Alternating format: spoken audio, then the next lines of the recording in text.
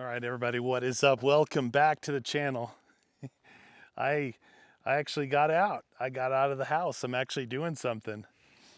I did miss out on going out yesterday, which was my Thursday, but I was having some stuff done around the house, so it's a good excuse. But I'm out today, and leading up to now, I've kind of found a little spot here. It's on the side of I'm on the side of a mountain.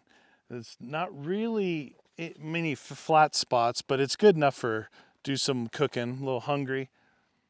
You see behind me here, it kind of drops off here, and then back this way, it really drops off down, like goes down, gradually a couple thousand feet down to the valley floor over there.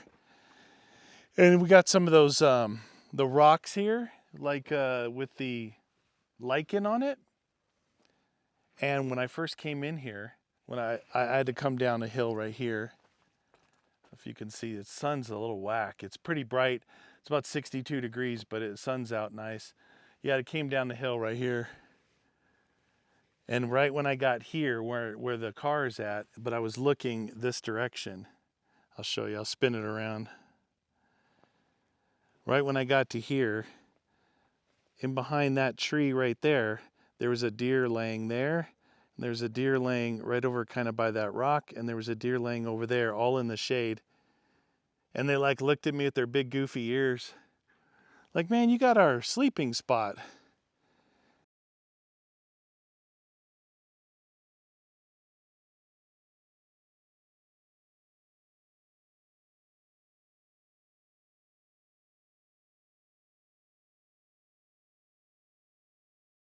But so yeah, you can see some rockiness over here. Got some form of almost looks like aloe vera cactus right there on the ground.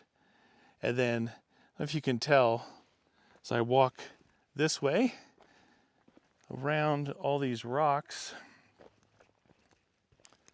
you can see it's a pretty steep hill coming down in here. Never can tell on the camera, but that would take something to walk up it. Just I dropped down off the side of the main kind of logging road. Well, this area is pretty cool. It's got different trees here. It's not the pine trees. Not all pine trees, and the rocks. It's kind of like the area further over that way. It kind of gets into a high desert feel with bushes and stuff, and that's what we got going over here. Like I said, you can see there's a lot of those kind of aloe vera looking cactus here.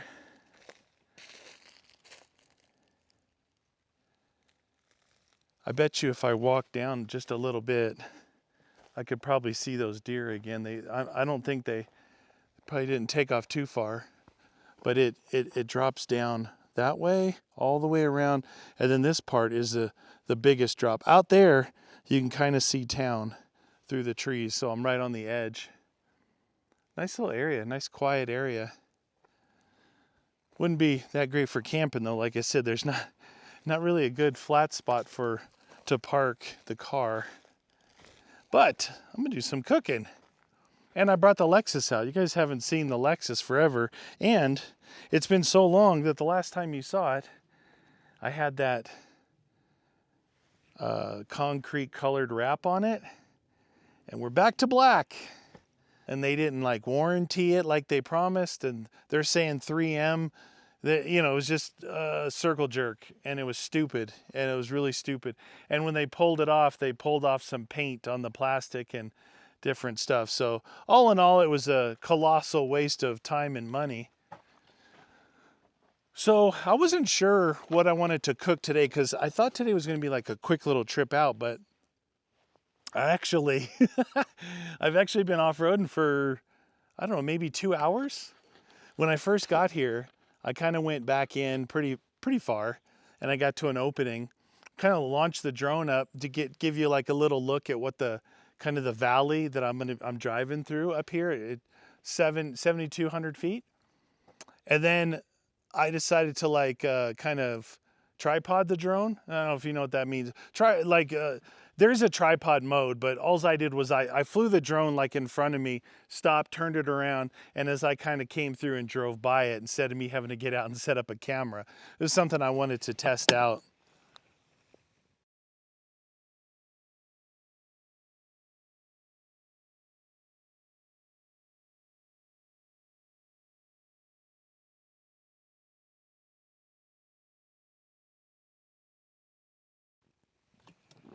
It's super dusty. We haven't had any rain in a couple weeks now. We had so much and then nothing. So everything's pretty dusty, but so I'm just goofing around, kind of working my way out. Probably got about 2 miles down a pretty rough road. Is a road, very common road that I hit at high speeds when the snow is here, because it's like up and down and like this. But when the snow is not there, there's some pretty nasty embedded boulders and rocks on it.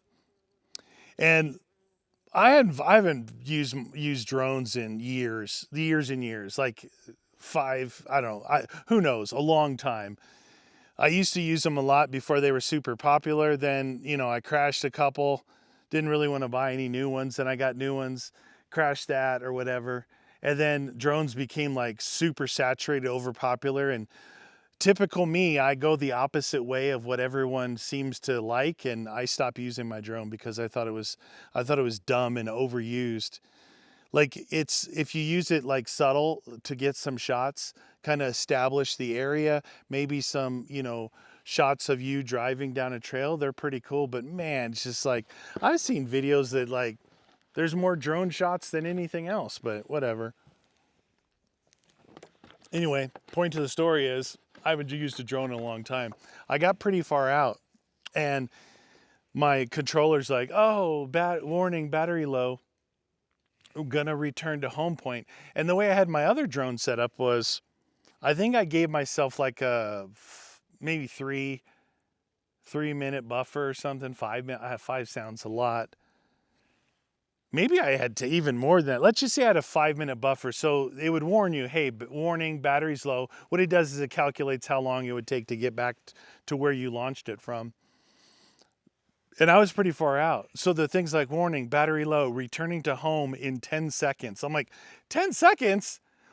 And I'm in the car and the drone is somewhere above me out, it's out a couple hundred feet and it's up a couple hundred feet. And I'm trying to like fly it down to me.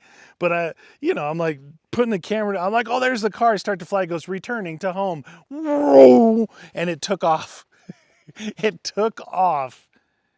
And I'm like, oh, great. So I had to do a 22-point turn on this little tiny rocky dirt road and haul butt back. And hopefully where I set it off, it's going to land. Thing is, I saw there was like a car with some hikers. There was a dude on a motorcycle. And then I had passed a truck that had it was like a work truck with a little like auto crane on it. And it looked like they got some logs from way out there. And they had not passed me not too long ago. And I'm like, oh, either it's going to land and they're going to drive right over it. But I raced back, and right when I got back, it's like drone landing. And here it comes down, and it just hit the dirt right as I pulled up. So I'm like, all right, that's enough drone for today. Let's go find a spot to eat. Then couple of spots, man. We're just coming out of hunting seasons, I guess. If you watch like the last video or two, I think I mentioned that I saw a lot more people out because of hunting season, which is fine. But what's not fine is I was going kind of up to a hill that I knew there was kind of a flat area up this side of this hill. And I went up there and man, somebody dumped stuff up there. Now, I didn't know if it was like, cause it looked like yard debris, like mulch. It actually looked like mulch. Didn't look like grass it looked like mulch. And you could tell it was dumped, right? There was like a pile that pulled forward. There was a pile. They pulled forward. There was a pile.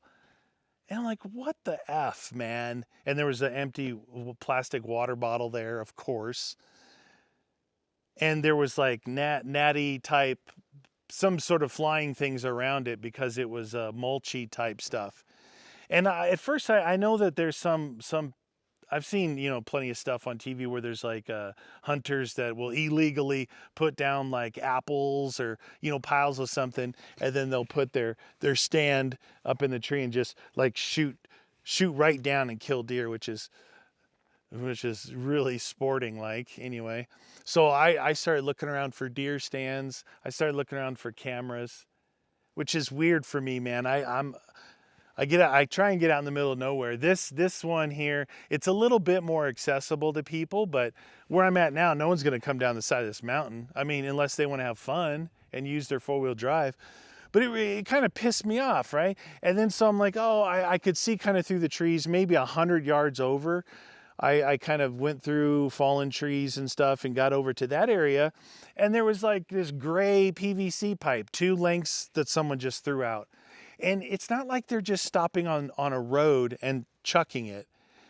They literally have to come back up into the national forest on logging roads or small tracks, and then go off that road onto really, really small little areas like that maybe was a track 10 years ago or something, and kind of get up areas where people would camp or cook or whatever, and then dump stuff.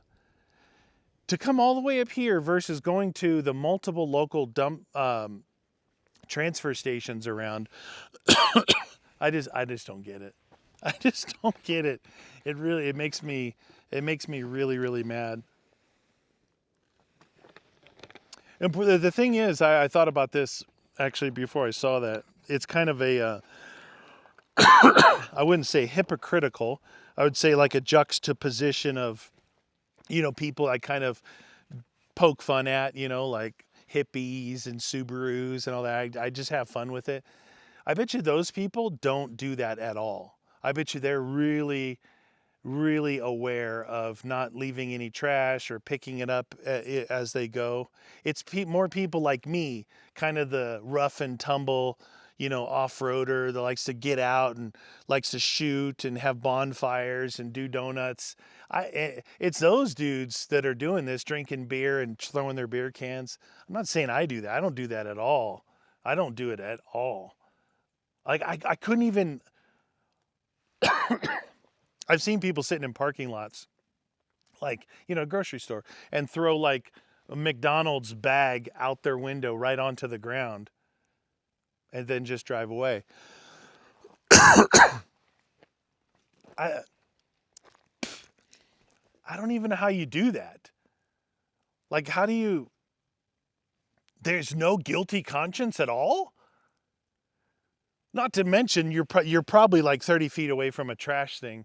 But I've literally seen people do that. They do, like, where were you born?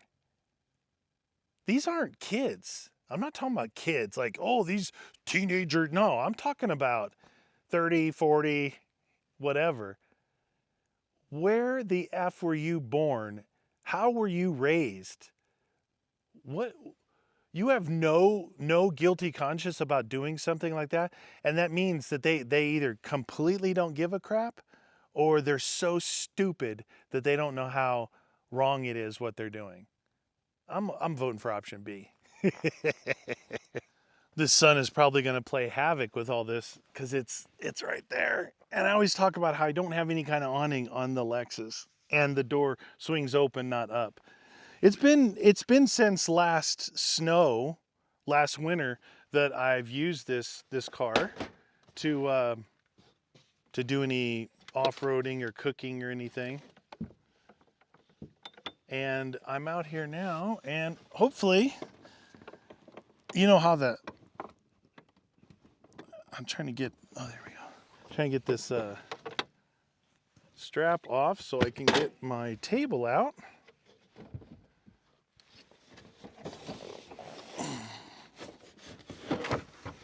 All right, table time.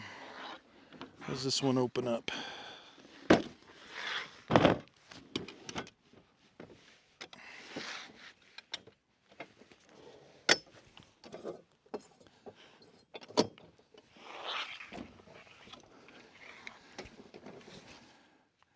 Hey, a warning label just came off of my hand. I'll put that right back on there. All right. One table, check. Whew. I thought I heard some weird rattling.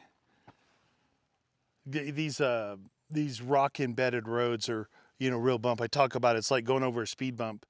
So instead of kind of this kind of motion, you get up, down real quick. And I thought I heard something rattling around.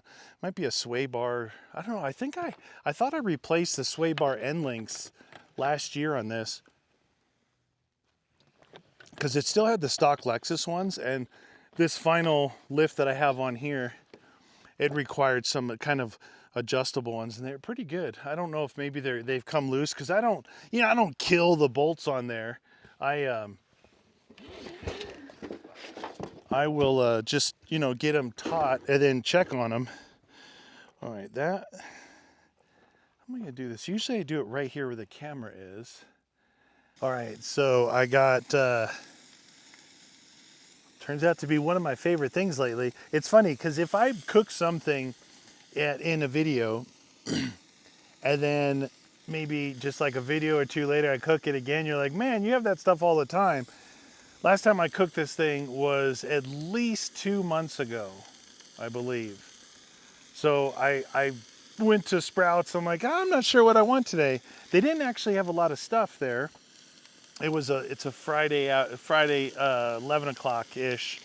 So I got some broccoli, some sweet red pepper, and some firecracker shrimpies. And this time I got the ones without the tails. So the first time I got them, I got the small ones like this, I call kind of popcorn shrimp.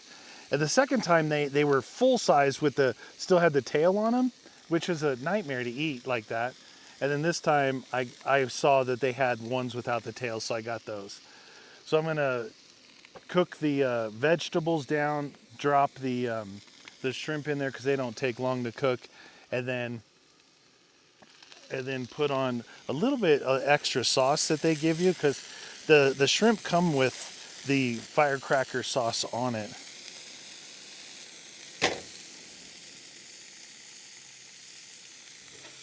Seemed the heat was a little bit high.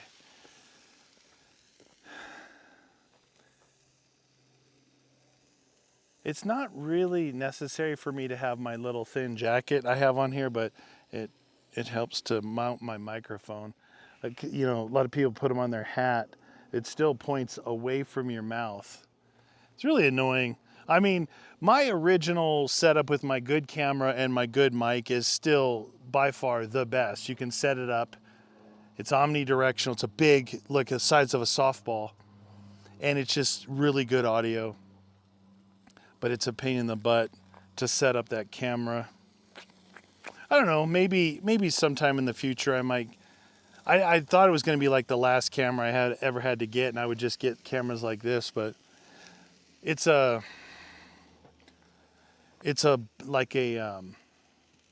really bad battery. It just eats up the battery in no time. And when I'm recording out here, like this thing that I'm recording with right now, I can get like a good hour worth of recording on it. I have an extended battery on it. That's not just being here for an hour. I'm saying an hour's worth of recording on this camera. And then I got these cameras, like I got this guy.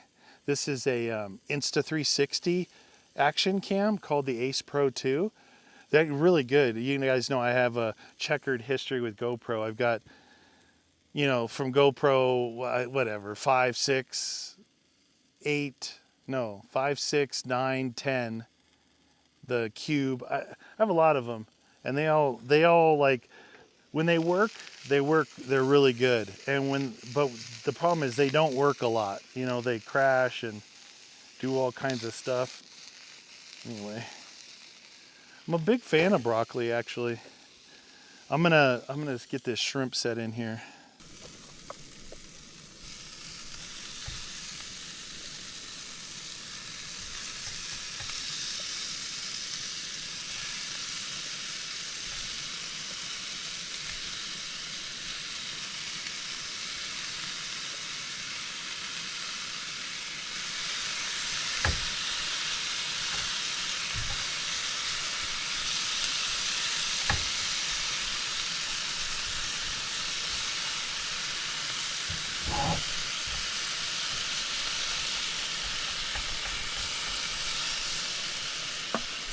I'll give that shrimp a few minutes.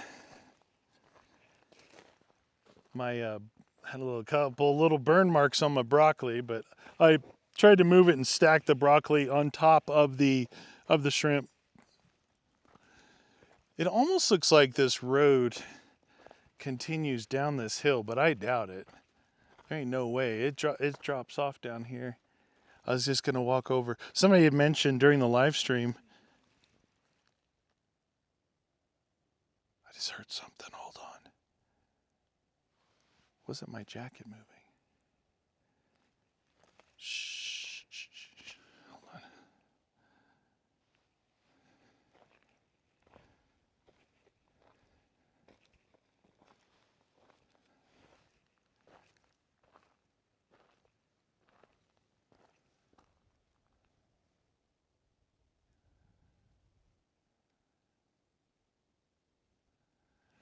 You see these rocks right here? Right here? It drops right off over that. That's where the mountain lions like to be. On those rocky cliffs edge, they get above you. Kind of sound like a bear grunt. I am cooking seafood. Sound like a bear grunt, but I thought it might be. I was gonna go look for those deer, but that it does. It drops off pretty steep there, so you would, even though it kind of looks like a road might go down there, it goes boop. It drops off pretty good. In the sun, there's zero. There's no clouds in the sky. Look at that. Is that crazy?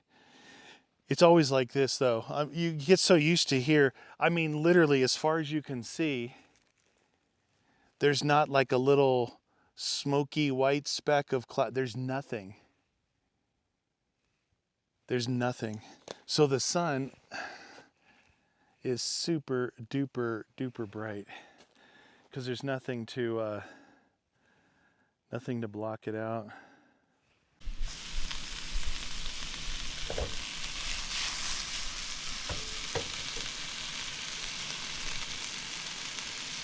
So normally I wouldn't be wearing this thing, but I do like putting my microphone on here.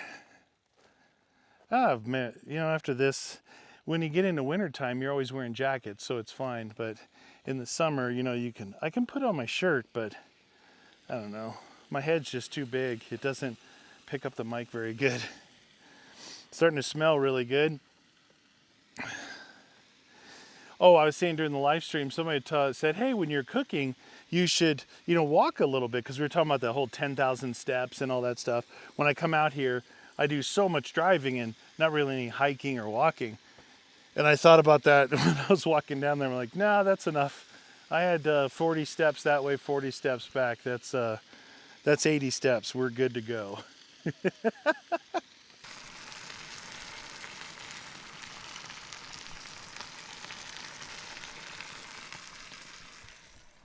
It's looking pretty good. I got this old Coleman chair here. This is what I carry in here all the time because it fits right back in there on the side of the box. But man, this thing's got to be like 25, 30 years old. And it's like sitting at the child's table at Thanksgiving. Sit really, really low.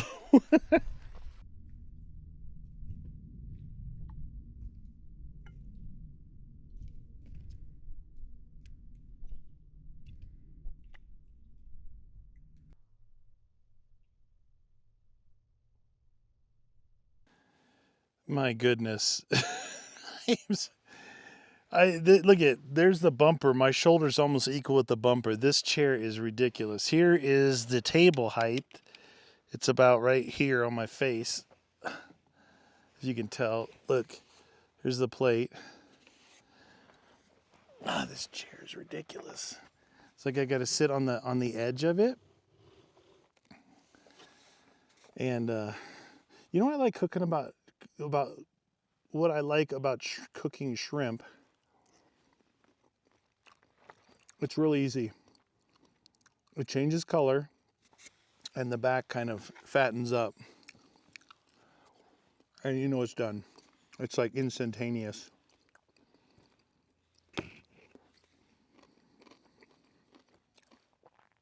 My spork in action. Make sure that bear doesn't want any. I only got my little tiny P365 with me. 6 hour P365 hollow points. They're pretty good. Kind of, I mean, probably a marketing ploy, but they're good. I've shot them. You know, they're supposed to be like designed for that short barrel. I don't know what that means, but it's good. It's good to change things up. You know, you guys watched. I remember, I don't know if it was Steph or Jennifer, one of my peeps was telling me, I had asked about, or no, maybe they just brought up about this camera angle here. This, if you could see how I'm sitting on this chair, you know how like the front is obviously taut and then it goes down where you sit. I'm sitting across that front edge, probably gonna rip the chair just to even get height like this. But they were saying, this is cool. It's almost like you're sitting at the table with me, you know, kind of cool. Kind of in your face though, with throwing groceries down my throat. But the smaller shrimp, the popcorn shrimp, are way better than the bigger ones, because it's just like remember the other ones, I'm like having to get the tail off. Kind of a pain in the butt.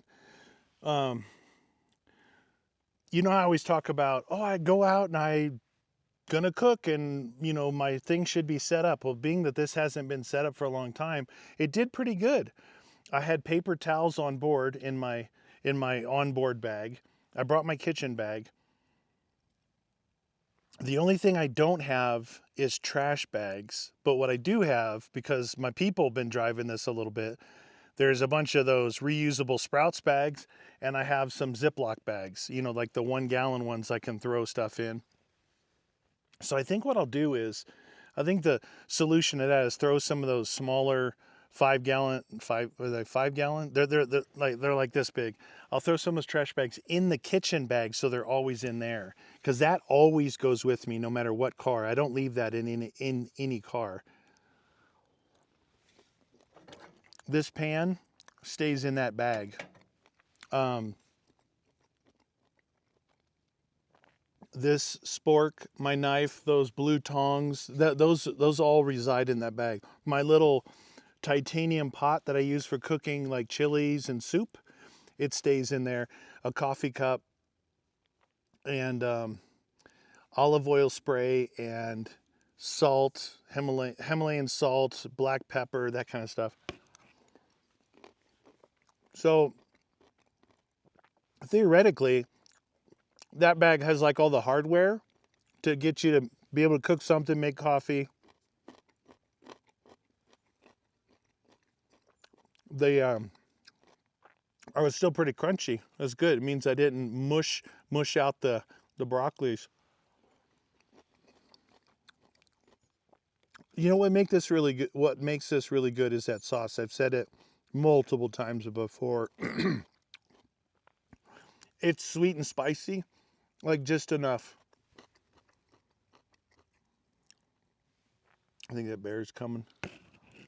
You guys need to let me know down in the comments if anyone has gone to Sprouts specifically and tried the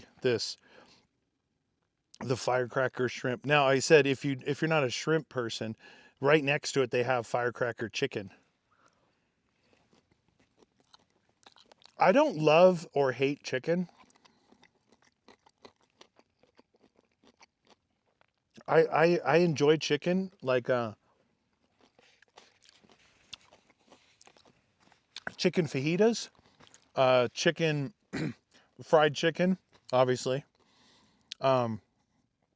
Chicken breasts that we do. She does a spicy, super spicy sauce. Then we have to do black beans, and we do the black beans to cut the spiciness. So I enjoy chicken. I don't not enjoy chicken, but I'm not a fan of. I don't love it so much that I would cook it out here, because the handling of chicken out here is you got to be a lot more mindful about your salmonella, all that kind of stuff. And out here, you just don't have a sink and soap and where you can just keep, every time you do something. So I just avoid it. But I think I was starting to say earlier was that the chilies, the meat, the burgers, all the stuff I always eat.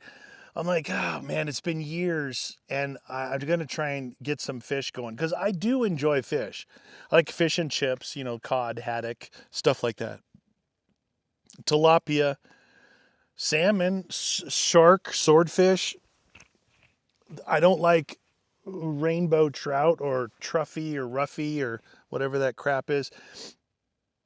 Any kind of soft consistencies. Mine needs to be medium to firm consistency. Then I'm good to go. But I cooked a couple things. They were good. The tilapia was really good. Tilapia bruschetta was good, and then I tried that salmon. One salmon I think worked okay. One didn't. Not it wasn't terrible, but it wasn't great. That's why I'm like, well, what about That's why I kind of dove into the shrimp. I know it's not the same, but it's something different than all the meats I always cook.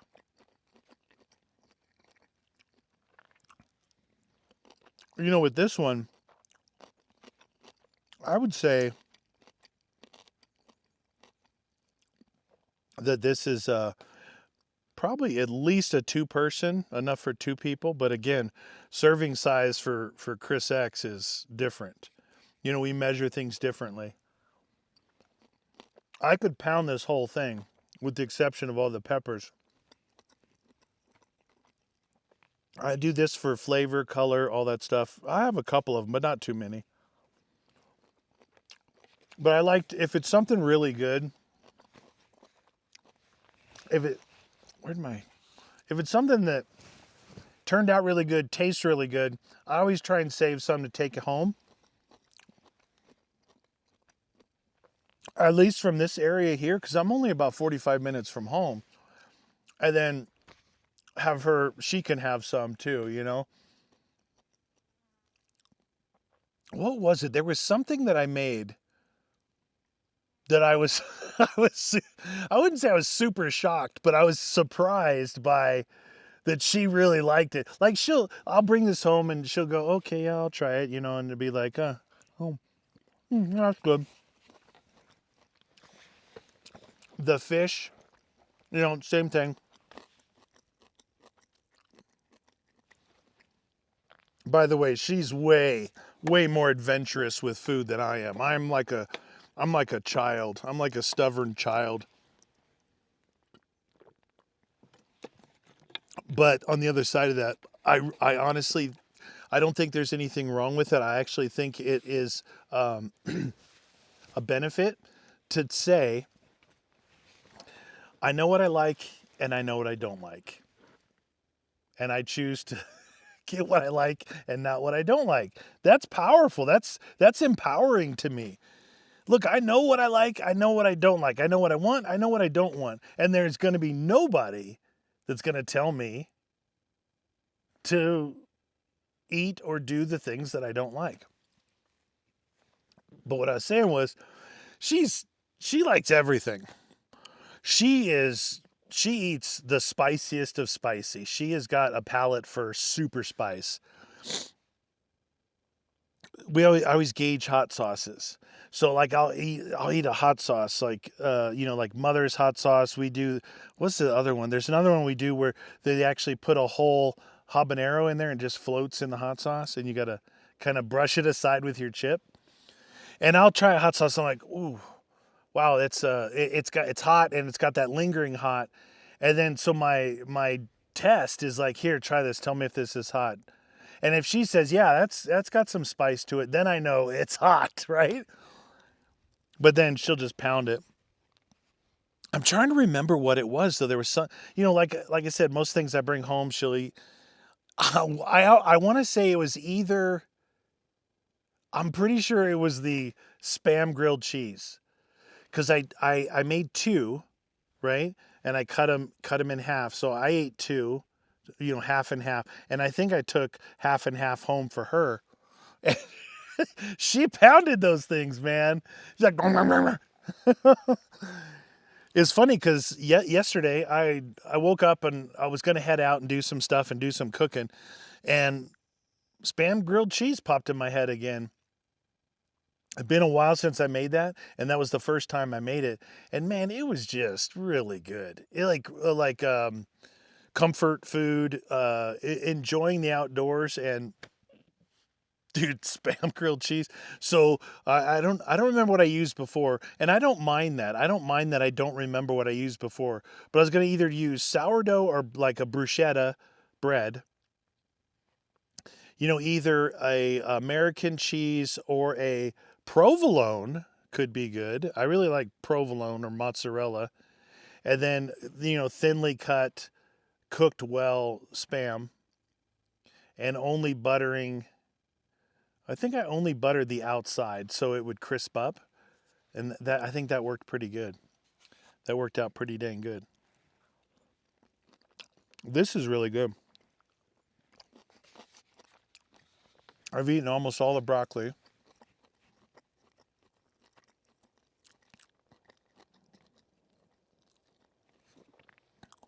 This fall so far has been so nice. We like kicked out of the summer with all that rain, like a month and a half worth of rain. So when it was really hard for me to get out because it was pretty, it would rain. The ground wouldn't recover enough, and if you head out, you're just gonna tear everything up and get everything muddy, which I really don't like that. Honestly, I don't like that because I don't have a good place to spray it off. I can't do it at my house. You know, running down the road it's like it's like getting an accident, hit and run, and you take off, but you knocked off your bumper and your license plate is there. It's like, hey, return to the scene of the crime. It's like they just follow the mud trail up to my house. So I can't do that. That's the main reason why I don't really like the mud. When I was a kid, teenager doing donuts in everybody's yard or whatever. It was cool. It was like every mud puddle you saw, you hit. You splash that sucker. But as you get older and a little bit more responsible, like, why would I go through mud if I don't have to? Especially when it gets up underneath in the undercarriage. That stuff could be there for years. Honestly, years. Like I said, we were kicking out of summer into fall with a month and a half of rain, and probably the last 3 weeks since it's rained, it's just been like 65 to 75 degree days. That's, if you don't know what that is. Now, honestly, 65 to 75 degree days in some places could be like this, like a kind of a lightweight, not a jacket, but a lightweight, whatever, flannel or coat. I actually have I have long pants on today, but they're thin ones. They're my, whatever, Duluth trading ones, my stretchy kind of cargo pants. They're thin. They're perfect for this time of year, but it's shorts. I was just saying, depending on where you're at, I think it has a lot to do with humidity and breeze, wind, and all that. Because if it's 65 and it's completely still and it's humid and the sun is right up there with no clouds, it's shorts and t-shirt, baby. And that's what it's been here. But if you're somewhere where maybe it's a little bit more humid, maybe that breeze is blowing and maybe that sun isn't as direct, it can be chilly too. So I always like to reference to people what the temperature's like, or what the temperature is, but what it feels like. Sometimes here there'll be an area of, once it passes this threshold, it gets bone chilling, like bone chilling. Really dry 17 degrees, which is, who knows what that is, minus 8, 10, something like that. I remember, for some reason it's always like 17 to 20 degrees in the dead of winter at my house. And you walk outside and you're like, Oh, like there's no hope. Because sometimes, I talk about cloud coverage, and I see a commercial plane way up there. Cloud coverage and some humidity will hold any heat in, but when it's like this, nothing, any heat, any possible heat that you might get from the sun or anything just escapes. And man, it gets bone chilling around here. I read Flagstaff is like one of the coldest places in the United States. Not every day, but it has been. And I always thought, it'd be more like something further up toward Canada or something, but there's something weird about this northern Arizona area with its elevation, with its lack of humidity. It's very dry, and just how cold it can get. I think at Flagstaff, there's something about that corridor. I say a corridor because you have like mountains that kind of form a T, actually a cross, and right in the middle of the cross is Flagstaff. So up north is the big Grand Canyon, sprawling deserts, right? Each way to the east and west, just north of it is 13,000 foot peaks, the San Francisco peaks, and the Snow Bowl where they can ski just north of Flagstaff. Just to the east and west is mountains, and just south of it is mountains. So it's in this corridor of, pretty bad. Flagstaff gets it. Out of all the areas around here, I think it gets the coldest, it gets the most snow, it gets everything. So it's interesting. But college town, by the way. I didn't realize that, but I guess it's a nice a big college town. All right, that was really good. Got everything packed up. I did find a regular shopping bag that I could put my dirty pan and tongs in, and then I've got this as my trash bag. It's a 1 gallon Ziploc. All right, so I think I locked this thing's got a weird lock on it. Maybe I didn't lock it. Nope, didn't lock it. Oh, the dust. The thing about, I would imagine the 4Runner would be the same. Even though the door goes up, this one goes to the side. That big plastic bumper, and then like this much more space where the door closes, it just collects all the dust in these SUVs. And kind of nightmarish. If you lean up against it with like your thighs leaning in to grab something. P365, little fella. Okay. My phone. Hold on. What the heck? Oh.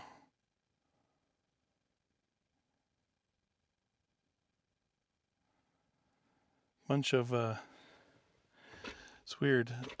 I got 3 missed texts from Guns. He's up 6 hours north in cabin country, up north of Toronto. Hold on, and I'm here. I'll read those later when I get home. I thought I would give you like a little idea of what it's going to look like. We'll see what this camera does. This camera's got like an automatic gimbal. But here's one thing I wanted to mention. I had mentioned to some people that I had some days off, and last time that happened, I was lazy and didn't get out. I just enjoyed laying around doing nothing. So yesterday was the first. So I actually got out on the second day, not for a long one. It's 2:45 p.m. right now. So not that long of a day here. About 5 hours. But I'm thinking, I'd love to do multiples, a couple of short ones, and maybe a longer one, but we'll see. That's why I start off with the short one. All right, let me turn this camera around for you. And maybe put it outside so you don't get the glare.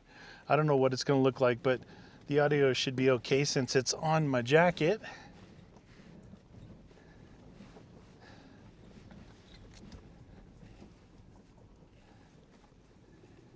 You're gonna hear I've got a little tick because I got a little tiny manifold leak on the driver's side here. Listen, you can hear it kind of tick.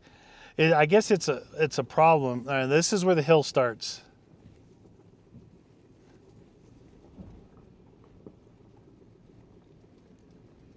And it's rocky and pine needles, pine cones, some embedded rocks. Give it a little bit of juice. You'll see what I mean when I said I just drove off the edge of the logging road to get down here. Pretty rough. I've been down here once before, many years ago. Did a little, I don't know if I cooked or camped or I don't know what I did, but I remember it was raining and I had to come back up this when it was all wet. And I really had to get on it. But this is really dry. It's just you got to contend with these loose rocks. And tree stumps. What is that, a wolf or a bear or a coyote over there? Or a tree stump? It's a tree stump. So here's you can see the road here. And then this is a 90-degree turn and it goes that way. So I just ended up going straight off. I didn't make the turn. I didn't make the turn, I went straight. But this is a pretty fun area too. I mean, it's super fun area to off-road in the snow because it's very mountainous, lots of ups and downs, and it's fun right now, but it just gets really dusty, and if it rains, it gets really muddy. This has got that very strange earth. I don't know what to call it. Maybe I should actually do some research on it because there's a few areas, more than a few areas. There's a lot of areas up here that have this strange composition of dirt. I like to call it clay. There's some definite pure clay areas. But this is the stuff that, let's say it's wet, right? And when you're going down it, it acts like clay, which means it's slippery as a sheet of ice. But it's weird because what it does is it sticks to your tires like an inch or 2 inches thick, and it makes it look like a frosted donut. It picks up the earth and it sticks. So it's like one area is like black earth over there. I want to call it the same thing, clay, but it's black dirt, and it sticks to your tires and it sticks to the undercarriage of your car and your wheel wells really bad. But here it's clay, sand, all this stuff. But what it does the same thing. It's very strange. So as you're going down, wow, that's a wicked broken tree right there. This thing's crazy looking. Where it's at, see, it broke right there, and it's hanging up in that tree. This thing, I dropped the microphone. This thing here is pointed right at the road. If that sucker slid at the wrong time, let me attach my mic to the seatbelt. All right, well, let's look forward a little bit. Coming down here is one of it's pretty downhill, and you can see. Hopefully you could. Oh, jeez. Hopefully you could. All right. I think the mic just went flying again. Hopefully you can see the ruts right there. You come through here in the wet or the snow, and it's hard to stay on the track here. You slide off, and you can see obviously there's these trees that are right on the edge that you'll slide into, so something to be careful of. I'm having a tough time using this with this stupid mic. Anyway, super fun day. It was funny with the drone, took off on me.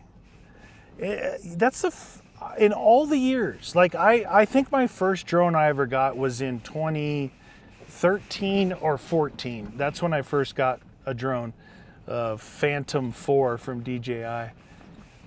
And since then, I've had That one I've had. I had a GoPro drone like an idiot. It's a really cool looking drone, but it was the software. It did a nosedive from like 200 feet in the air right into the ground with my brand new, I think it was a GoPro 6 on it. And then I had another DJI one, and then I had a really cool one, which I mean I still have it. I'm trying to remember the name of it. It's an American drone company, and its claim to fame is it's autonomous. Now you can actually control it with your phone, you know, like you can move it around with your phone pretty easily. But what I really wanted it for, all these drone things, was like to follow the car or to get a side shot, you know, to give you a better idea of just how rough things are. Give you a better idea of like, if you just look out the windshield, you have no idea the mountains and the trees and the vastness of these areas that I'm off-roading. Well, this thing it was an American drone company, and it had very, very good autonomy. It was an autonomous drone. It had a beacon, like about, I would say a little bit bigger than like a USB drive, you know, had a beacon, and I think it had a magnet. I just put on the dash, and then it would fly out, and then with my phone, I'd tell it close, medium, or far distance, front, side, back, whatever, and it would just chase me the whole time. It would chase that beacon. It was really, really cool. And then like a year and a half after I bought it, the company I think went straight DoD, government only. I'm trying to remember the dang name of it. I just saw some movement up in front of me. I don't know what it is. What was the name of this? Skydio. That's the name of it. Dude, my windshield is so dirty and the sun's hitting it. I'm seeing some movement. Oh, it's a dog. It's someone's dog. Someone's got to be hiking or something. Or they're on a like a little ATV. I saw a white dog. I saw his tail in the trees. You know, I said I can spot movement pretty good. Anyway, I think that it's enough. I don't even know if any of this stuff turned out, but I hope you guys enjoyed it. I'm looking forward to getting out, hopefully a few more times this week, because I got the week off. We'll see. We shall see. Thanks for watching, everyone.